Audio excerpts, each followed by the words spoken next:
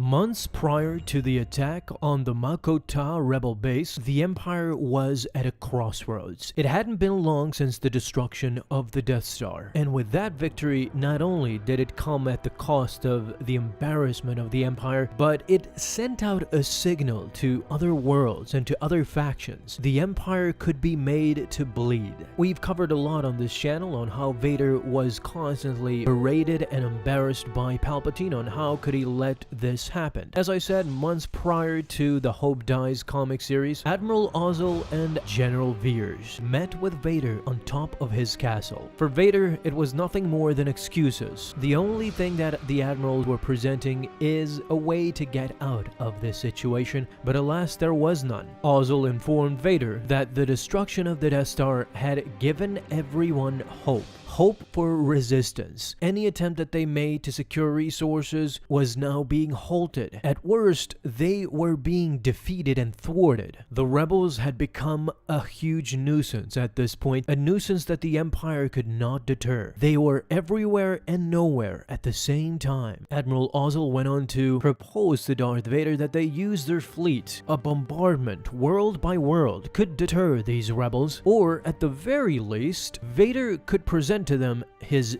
death squadron. It is ludicrous for them to keep it, for Vader stopped him immediately at that moment. That word that Ozzel used, ludicrous, pinched at Darth Vader's nerve. As Vader turned sideways, menacingly looking at Ozzel, he immediately apologized. He meant no disrespect, but what he meant was no interest to Darth Vader. Again, Ozzel apologized, knowing that his life is on the line. His problem was that there was simply no way to destroy these vermin. Veers gave another proposal. These rebels were not vermin, they were weeds. And the Empire, well, they were the storm. In the words of General Veers, when the storm blows, weeds bend. When the storm passes, they're unharmed. If the rebellion were a tree, it'd be different. Until then, they will continue to slip through the Empire's fingers. But at that moment, Vader took time to reflect. He remembered Tarkin aboard the Death Star, prepping the Death Star to blow up the planet Alderaan, telling Princess Leia that no star system will dare oppose the Emperor now that this station was fully operational. But Leia saw it different. The more the Empire tightens its grip, the more star systems will slip through its fingers.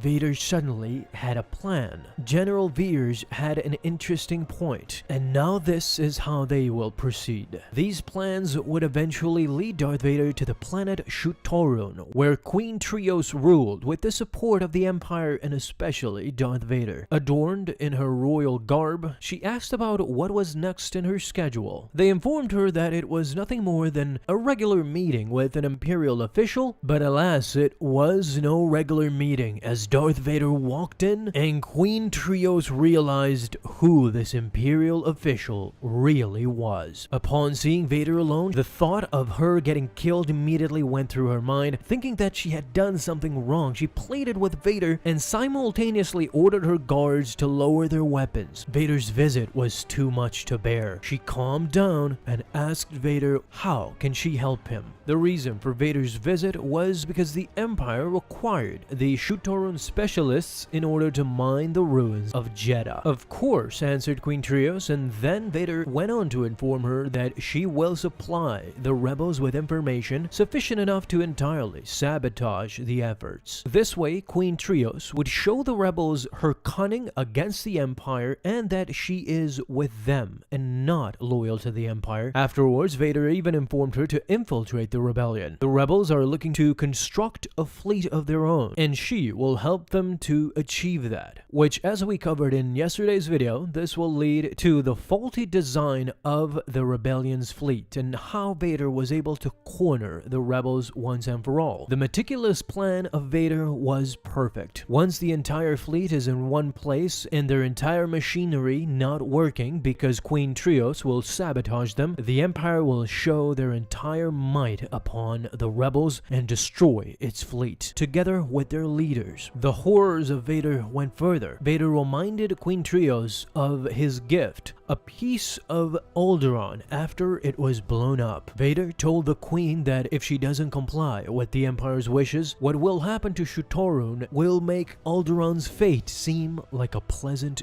dream. One of the guards had it, insinuating that Vader cannot threaten the Queen like this, but the Queen simply turned and shot the guard immediately in front of Darth Vader, showing her loyalty. Vader was their honored guest, and he can do whatever he wishes. Attempting to salvage the situation, Queen Trios welcomed Vader and told him to be my guest and sit down, but Vader ignited his red blade. Yes, Queen Trios understood. There will be no witnesses. In the demonstrative display that Vader made, the aftermath of the bloodbath was unimaginable. The entire room was filled with bodies and guards of Queen Trios. Hopefully, as Vader put it, they were all expendable. But as long as Shutorun lives, according to the Queen, everyone will be expendable. With this, the setup for the Hope Dies comic series went on to be what it was, and Queen Trios started her manipulation and sabotage at this point. If you wish to leave a comment and share your thoughts about what you saw in this video, then I would love to see that, and if you enjoyed, leave a thumbs up down below, subscribe for dailies. Now you have an awesome day, Star Wars fans. I'll see you in the next video, and may the Force be with you until then.